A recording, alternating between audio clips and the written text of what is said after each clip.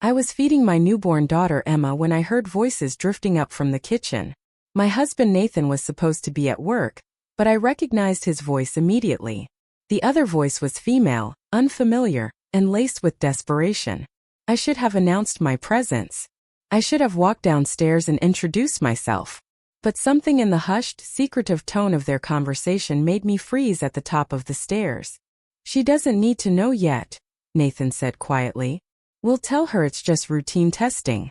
All newborns get screened." "But what if she asks questions?" the woman replied. "What if she finds out about Charlotte?" My heart stopped. Charlotte? Who was Charlotte? "She won't," Nathan assured her. "I'll handle Rebecca. I've been handling her for 4 years. 4 years. The number echoed in my mind like a death knell. Emma was only 3 weeks old. We'd been married for 6 years. Which meant I crept closer to the stairs, careful not to make the floorboards creak. Emma slept peacefully in my arms, unaware that her mother's world was crumbling. "Charlotte's getting worse," the woman said, her voice breaking. "The doctor said if we don't find a match soon." She didn't finish the sentence. She didn't need to. "I know," Nathan said. "That's why we need to test Emma. She's Charlotte's half-sister. There's a good chance she'll be a match." Half-sister. The word slammed into me like a physical blow. This woman had a child with my husband, a 4-year-old child who was sick. And they wanted to use my newborn daughter, my baby who was barely 3 weeks old, to save her. "What if Rebecca refuses?" the woman asked. "What if she says no once she finds out the truth?" "Then we don't tell her the truth," Nathan said coldly. "We tell her Emma needs routine blood work. We get the sample, run the test, and if she's a match we'll figure out the next steps." That's lying to her. Using her child without her knowledge. "It's saving Charlotte's life," Nathan snapped. "Don't you want to save our daughter?" "Our daughter." He'd said it so naturally, with such ownership. He had another daughter. A 4-year-old child he'd been hiding from me for years. I backed away from the stairs slowly, my mind reeling. I made it to the nursery and closed the door quietly, my hands shaking so badly I almost dropped Emma. I placed her in her crib and sank to the floor, my back against the wall. Nathan had been having an affair. For at least 4 years, probably longer. He had a child with another woman. A sick child who needed a bone marrow transplant. And they planned to use Emma, my innocent newborn baby, without my knowledge or consent. The betrayal was so massive, so complete, that I couldn't even process it. I'd spent the last 6 years building a life with Nathan. I trusted him completely. We tried for 2 years to get pregnant with Emma. He'd been there for every doctor's appointment, every ultrasound, holding my hand and crying when we finally saw her heartbeat on the monitor. All lies. All of it had been lies. While he'd been playing devoted husband, he'd had a whole other family hidden away. A mistress. A daughter. A secret life I'd known nothing about. I heard footsteps on the stairs. I quickly wiped my eyes and picked up Emma, pretending to rock her. Nathan opened the nursery door. "Hey honey. I came home early. Thought I'd spend some time with my girls." My girls. Singular. He didn't mean his girls plural, including Charlotte. Just Emma and me. The ones he claimed publicly. I forced a smile, though it felt like my face might crack. "That's sweet. We were just napping." He walked over and kissed my forehead, then gently stroked Emma's dark hair. She had his eyes, his nose. I wondered if Charlotte looked like him too. "I was thinking," Nathan said casually, "we should take Emma for her checkup soon. Make sure everything's developing normally." There it was. The beginning of their plan. "She just had her 2-week checkup," I said carefully. "The pediatrician said she's perfectly healthy." "I know, but I read that additional screening can catch things early. Blood work, genetic testing. It's better to be safe." He was good. I had to give him that. His voice was filled with fatherly concern. His expression worried but loving. If I hadn't overheard that conversation, I'd have believed every word. "What kind of testing?" I asked. "Just standard stuff. Blood type, immunity markers, genetic screening. It's what all the parenting books recommend." Liar. Liar. Liar. The word screamed through my mind, but I kept my expression neutral. "Let me think about it," I said. I don't want to stress her with unnecessary tests. Nathan's jaw tightened almost imperceptibly. It's not unnecessary, Rebecca. It's responsible parenting. Then we can discuss it with Dr. Morrison at her 1-month checkup, I said firmly. If she recommends it, we'll do it. I watched frustration flash across his face before he masked it with a smile. Of course. You're right. We'll wait and ask the doctor. He left the nursery, and I heard him on the phone moments later, speaking in low tones. Probably calling her, Charlotte's mother, his lover, to tell her I was resisting. Good. Let them squirm. Let them wonder. Because now that I knew their plan, I had a choice to make. I could confront them immediately, blow up my marriage and expose Nathan's betrayal. Or I could do something smarter. I could gather information, learn the full truth, and decide my next move from a position of knowledge rather than emotion. I chose the latter. Over the next few days, I played the role of oblivious wife perfectly while conducting my own investigation. I started with Nathan's phone. He was careful but not careful enough. I knew his passcode, Emma's birthday, ironically. While he showered, I scrolled through his messages. Most were deleted, but he'd been sloppy with a few. Messages to someone named Chris that were clearly not a male friend. Charlotte's appointment is at 3. Can you take her? I have a meeting. I transferred money to the account. Should cover this month's expenses. I miss you. Wish I could be there tonight. The messages went back years. I found photos too. A beautiful woman with auburn hair and green eyes holding a little girl with Nathan's distinctive dimples. Charlotte. She was adorable with curly brown hair and a bright smile. In the recent photos, she looked thin and pale. Sick. I took pictures of everything with my own phone, building evidence. Then I dug deeper. Nathan's laptop was easier to access. He left it on the kitchen counter. Password protected but not encrypted. I found folders full of documents. Medical records for Charlotte Morrison. Morrison.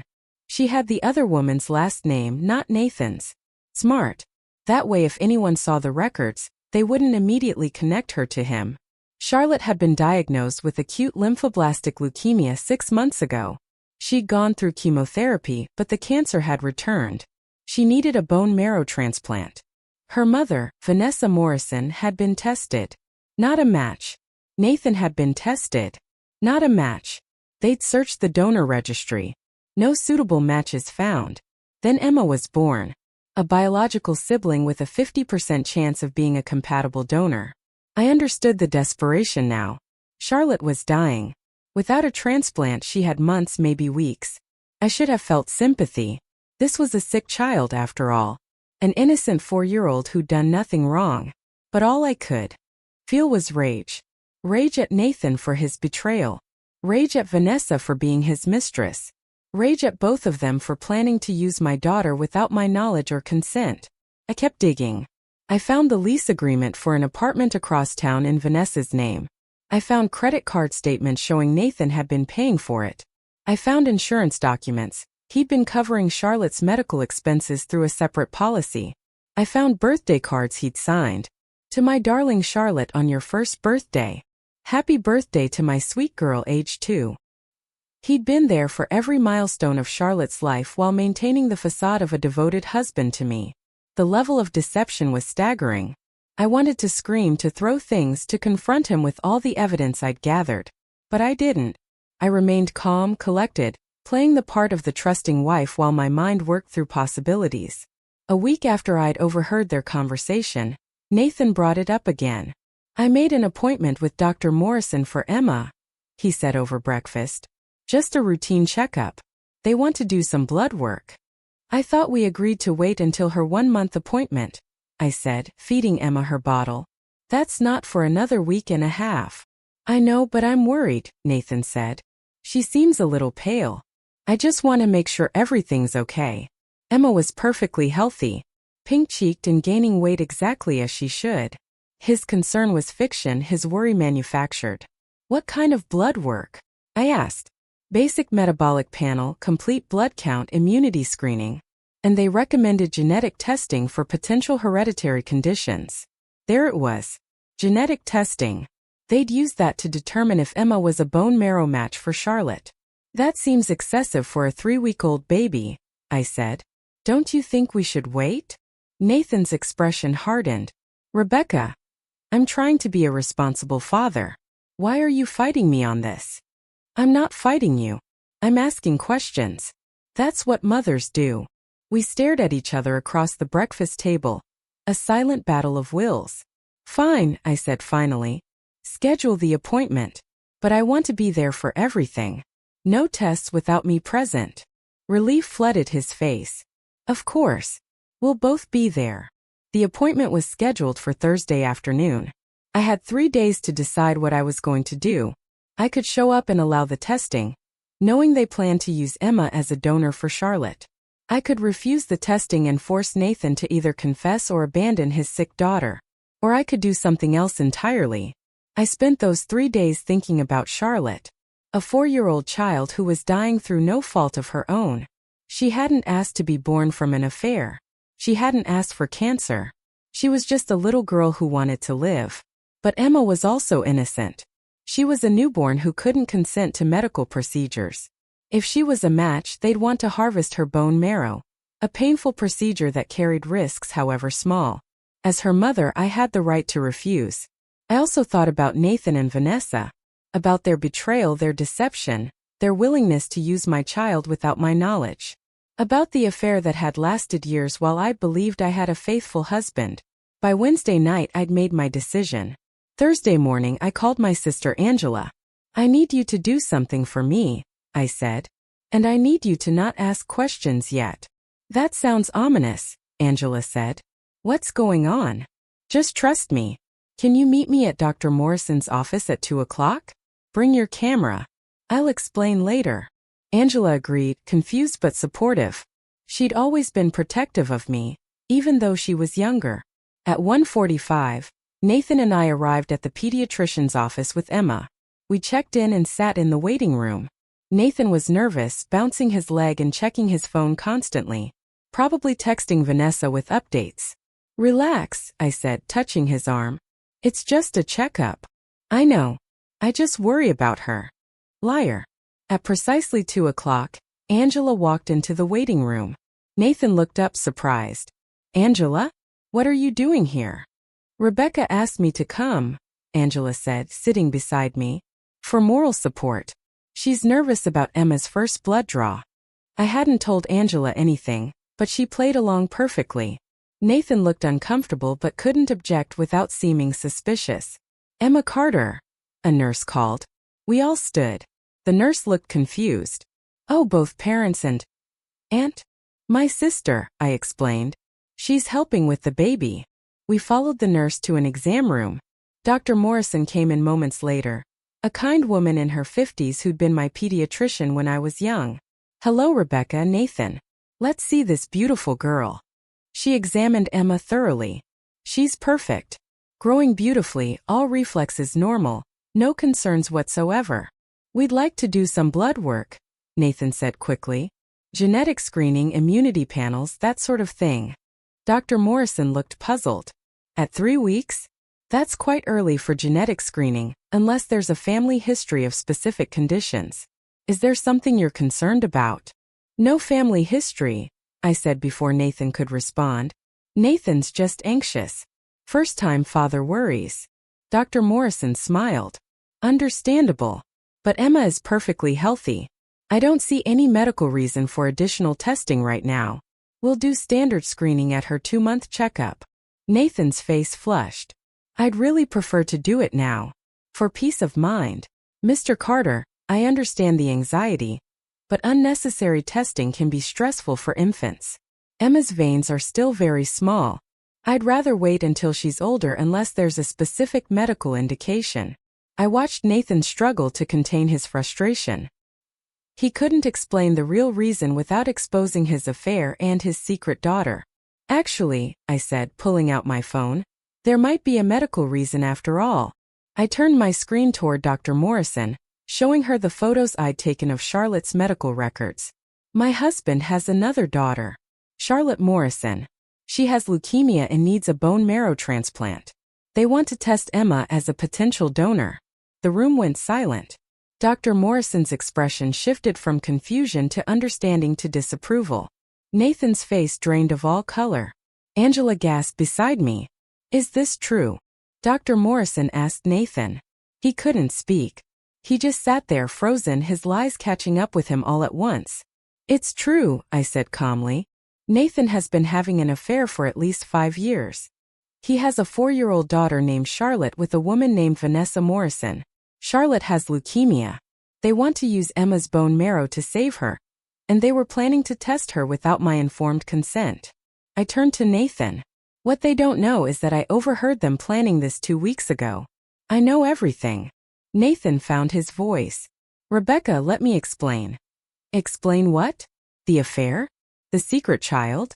The plan to use our daughter without telling me the truth? Please explain which part. Angela stood up, her phone camera pointed at Nathan. She asked me to record this. I didn't know why until now. But I'm so glad I'm getting this. Nathan looked at Angela's camera, then at me, then at Dr. Morrison, realizing he was trapped. Charlotte is dying, he said desperately. She needs help. Emma could save her life. Emma is 3 weeks old, I said coldly. She's not a spare parts warehouse for your other family. Dr. Morrison stood up. I need to be very clear about something. Bone marrow donation from an infant is extremely rare and carries significant risks. Even if Emma were a match, most hospitals wouldn't approve the procedure until she's older, usually at least 12 months. But it's possible? Nathan asked desperately. Technically possible in extreme circumstances, yes, but it requires extensive counseling, ethics committee approval, and most importantly, the informed consent of both parents. Mrs. Carter clearly didn't have that consent. She looked at me with sympathy. Rebecca, I'm sorry you're dealing with this. If you'd like to explore testing Emma as a potential donor, we can discuss it. But the decision is entirely yours. I'd like some time to think, I said. Without my husband present. Dr. Morrison nodded. Of course. Nathan, I think you should leave now. Nathan looked at me, his eyes pleading. Rebecca, please. Charlotte is innocent in all this. She's just a little girl who's sick. And Emma is just a baby, I replied. A baby whose mother was going to be lied to and manipulated. Angela stepped between us. You heard her. Leave. Nathan left, defeated. The moment he was gone, I broke down. All the calm composure I'd maintained for 2 weeks shattered. I sobbed while Angela held me and Dr. Morrison quietly waited. After I'd composed myself, Dr. Morrison spoke gently. Rebecca, I know this is overwhelming, but you need to understand what you're facing. If Emma is a match and you refuse to allow testing or donation, that child Charlotte will likely die. That's not your fault, but it's the reality. I know, I whispered. And I feel terrible about it. But she's not my responsibility. I didn't create this situation. No, you didn't. But you have the power to resolve it. That's a heavy burden. I looked down at Emma sleeping peacefully in her carrier. What would you do? If it were your daughter, and your husband had betrayed you like this, what would you do? Dr. Morrison was quiet for a long moment. I'd probably want to test the baby. Not for him, not for his mistress, but for an innocent child who didn't ask to be caught in this mess. But I'd also make damn sure he paid for his betrayal in every other way possible. I nodded slowly. Can I ask you something? If I agreed to testing and Emma is a match, what exactly would the donation involve? Dr. Morrison explained the process. Bone marrow harvesting from an infant would require general anesthesia and extraction from her hip bones. The risks included infection, bleeding, and complications from anesthesia. Recovery would take several days. But she'd survive? I asked. Almost certainly. The risks are low, just not zero. And Charlotte? What are her chances with a transplant? Much better. If Emma is a match and the transplant is successful, Charlotte could go into complete remission. She could live a normal life. I closed my eyes. A normal life for Charlotte. Risks but likely survival for Emma. And Nathan. Nathan could rot. I made my decision. Test her, I said. But on my conditions. What conditions? First, Nathan signs divorce papers immediately. Full custody of Emma to me, child support, and half of all assets. Non-negotiable. Dr. Morrison looked uncomfortable. I can't enforce that. No, but I can. I'll have my lawyer draw up the papers. Nathan signs or no testing. Angela squeezed my hand supportively. Second, Vanessa, Charlotte's mother, meets with me face to face. I want to hear the whole truth from her. How the affair started, how long it lasted, everything. And third, Dr. Morrison asked. Third, if Emma is a match and I agree to donation, they both publicly acknowledge what they did. No more secrets, no more lies. Everyone knows about the affair, about Charlotte, about everything. I looked at Dr. Morrison directly. I'll save Charlotte's life if I can. But I won't let them continue pretending they're good people who just got caught in difficult circumstances. They're liars and cheaters, and the world should know it. Dr. Morrison nodded slowly. I'll relay your conditions. But Rebecca, are you sure? This kind of public exposure can be painful for everyone involved, including Emma as she grows up. Emma will grow up knowing her mother stood up for herself, I said. That her mother didn't let herself be used and manipulated. That's the example I want to set. I left the office with Angela and Emma.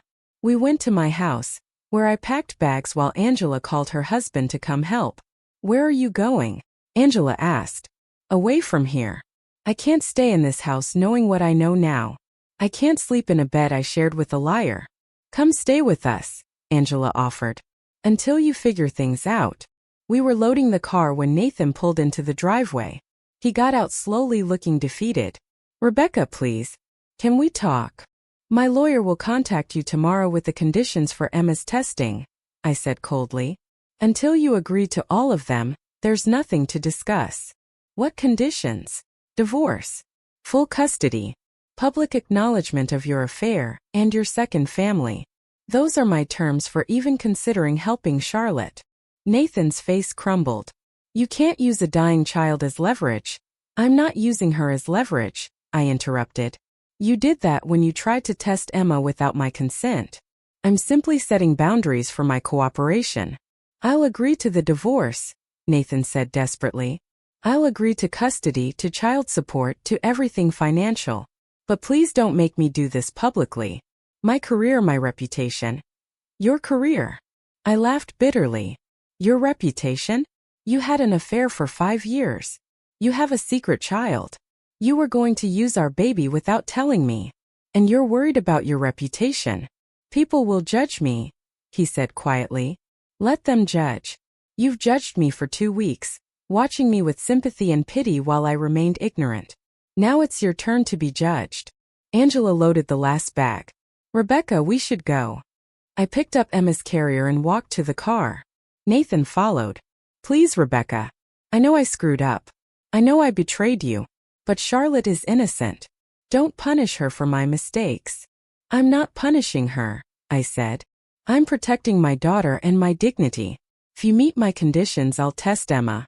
If she's a match, I'll seriously consider allowing the donation. But I won't be lied to anymore. I won't be manipulated. And I won't pretend your actions don't have consequences. I got in the car. Through the window I added, you have 48 hours to agree. After that, my offer expires. We drove away, leaving Nathan standing in the driveway. That night at Angela's house, I finally let myself grieve. I cried for my marriage, for the trust that had been shattered, for the future I'd imagined that would never exist. Angela sat with me, letting me talk through everything I'd discovered. Do you really want to test Emma? She asked. Or are you just making conditions you know he can't meet? I honestly don't know, I admitted. Part of me wants to help Charlotte. She's innocent. She's dying. If Emma can save her. But the other part? The other part wants them to suffer the way I've suffered. Wants them to lose something precious the way I've lost my marriage, my trust, my sense of security. Those are both valid feelings, Angela said. But Rebecca, you have to decide what you can live with. Publicly admit the affair. It'll dis Charlotte dies and Emma could have saved her. Will you be okay with that? The question haunted me all night. The next morning my lawyer called. Nathan's attorney contacted me. He's willing to sign the divorce papers with your terms. Full custody, generous child support, 50-50 asset split. He's asking if you'll reconsider the public disclosure requirement. No, I said. That's non-negotiable. He wants to test Emma, He agrees to all 3 conditions. He's also requesting that you meet with Charlotte's mother, Vanessa. She wants to explain things herself. That was one of my conditions, I reminded him. Good. She'll meet you this afternoon. 2 o'clock at the park near your sister's house. I arrived at the park with Emma in her stroller. Vanessa was already there, sitting on a bench. She looked tired, older than the photos I'd seen. When she saw me, she stood up nervously. Rebecca, thank you for meeting me. I didn't do it for you, I said coldly. I did it for Charlotte. I understand. She looked at Emma. She's beautiful. Don't, I warned. Don't try to bond with me over babies. You've been sleeping with my husband for 5 years. Vanessa flinched. You're right. I'm sorry. How did it start? I asked, sitting on a bench far from hers. Tell me everything. She took a breath. I worked at Nathan's company. We were assigned to a project together. Long hours, lots of travel. One night after drinks, She trailed off. I knew he was married. I knew it was wrong. But I convinced myself I loved him. And Charlotte was an accident. I told Nathan I was pregnant. He panicked. He offered to pay for an abortion, but I couldn't do it. So we agreed he'd support us financially, but I'd raise her alone. No one would know she was his. Except that didn't work out, did it? I said. Because Charlotte got sick. Vanessa's eyes filled with tears. She started getting tired all the time, bruising easily. The diagnosis came 6 months ago. Leukemia. They started treatment immediately, but it came back. She needs a transplant. And when Emma was born, you saw an opportunity. We were desperate, Vanessa said. Charlotte is running out of time. When Nathan told me you'd had a baby, I did the math. A sibling is the best chance for a match. We weren't trying to hurt anyone. We just wanted to save our daughter. Your daughter, I corrected. Not mine. Charlotte is not my responsibility. I know, Vanessa whispered. But she's a little girl who just wants to live. She talks about becoming a teacher someday. She wants to grow up and have her own family. She doesn't understand why she's sick or why the treatments hurt, or why no one can fix her. She pulled out her phone and showed me a photo. Charlotte in a hospital bed, pale and thin, holding a stuffed bear. Tubes in her arms. A brave smile on her small face. My heart cracked despite my anger. Why should I help you? I asked. After what you've done to me, why should I care about your daughter? Because you're a better person than I am, Vanessa said simply. You're a better person than Nathan.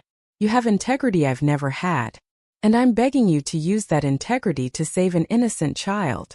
If I agree to test Emma, and she's a match, and I allow the donation, what happens then? Do you expect us to be some kind of blended family? No, Vanessa said. I don't expect anything. I'll disappear from Nathan's life. I'll move away, make sure Charlotte and Emma never cross paths.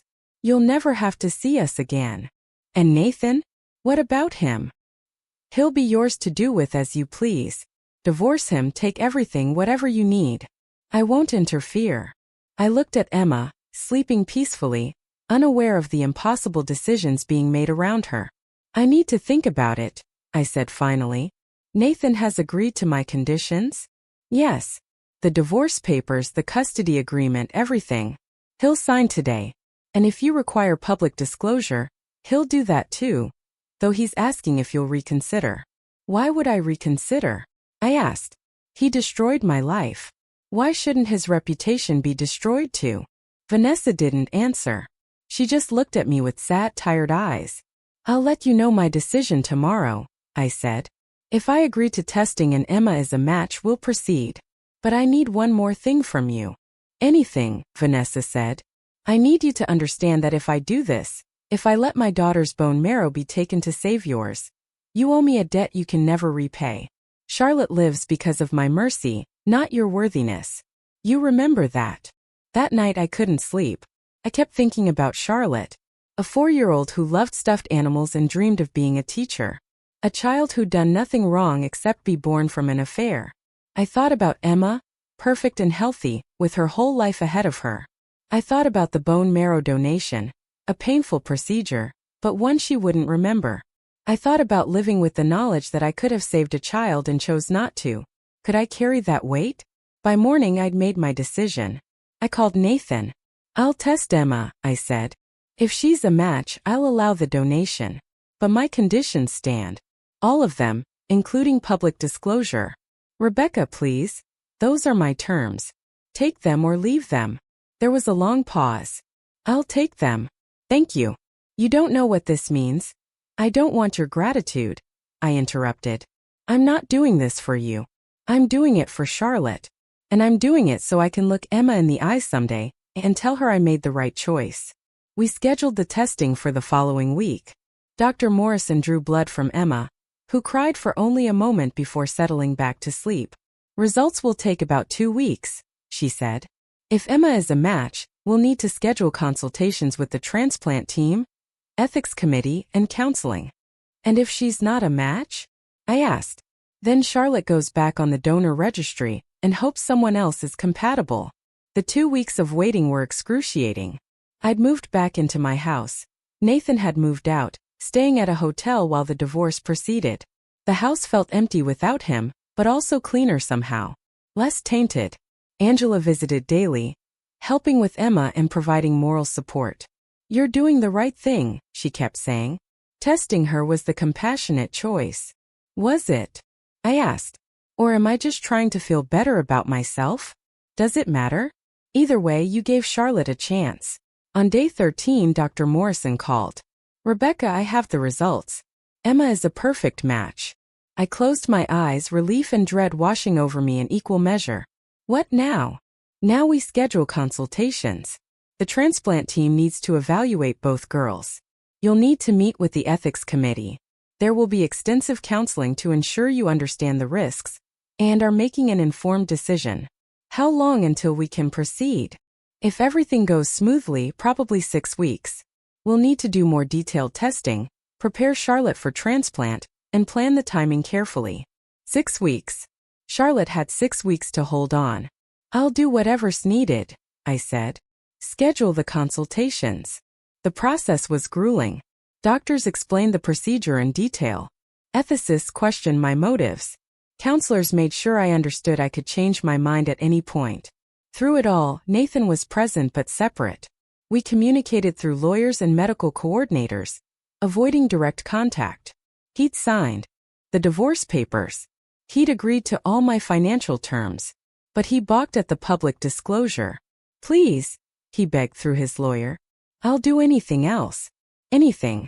But don't make me ruin my career, my relationships with my family, everything. I considered his plea. Then I thought about the 2 weeks I'd spent playing the oblivious wife while he and Vanessa plotted behind my back. Tell him the answer is no, I said. He agrees to public disclosure, or the donation doesn't happen. Nathan agreed. He wrote a confession letter and posted it on social media. I need to publicly acknowledge that I had an affair that lasted 5 years and resulted in a child named Charlotte. I betrayed my wife Rebecca, who has shown more grace and compassion than I deserve by agreeing to test our daughter Emma as a bone marrow donor for Charlotte. I take full responsibility for my actions and the pain I've caused. The post went viral. Friends, family, and co-workers flooded the comments with shock and condemnation. Nathan's parents called me horrified. His boss called him, putting him on administrative leave pending a review. His entire life imploded, just as mine had when I discovered his betrayal. But unlike mine, his implosion was public and permanent. 8 weeks after I'd overheard Nathan and Vanessa's conversation in my kitchen, Emma underwent the bone marrow donation procedure. She was sedated. The extraction, performed by a skilled surgical team, took less than an hour. I held her as she woke up, crying and confused. It's okay, baby, I whispered. You're so brave. You just saved someone's life. The bone marrow was immediately transported to Charlotte's hospital room, where she waited, prepped for transplant. I didn't attend that procedure. I didn't want to meet Charlotte or see Vanessa or have anything to do with that part of the process. But Vanessa sent me a message through our lawyers. Thank you. There are no words sufficient, but thank you. Charlotte is stable. The transplant was successful. She has a chance now because of you and Emma. I didn't respond. What was there to say? 6 months later, I received another message. Charlotte was in remission. The cancer was gone. She was healthy, thriving, her hair growing back. She'd started kindergarten. She was going to live. I showed Emma the message, though at 7 months old, she couldn't understand. You saved a life, I told her. When you're older, I'll tell you the whole story. About how your father made terrible choices, but you made everything right just by being who you are. I never saw or spoke to Nathan again. The divorce was finalized. He paid child support but had no custody or visitation rights. He'd given up his right to be Emma's father when he tried to use her without my consent. Vanessa kept her promise. She moved across the country with Charlotte. We would never cross paths again. And me? I rebuilt my life. I focused on Emma, on being the best mother I could be. I went back to school, started a new career, found strength I didn't know I had. The betrayal had nearly destroyed me, but in the end it had revealed something important. I was stronger than the people who tried to use me.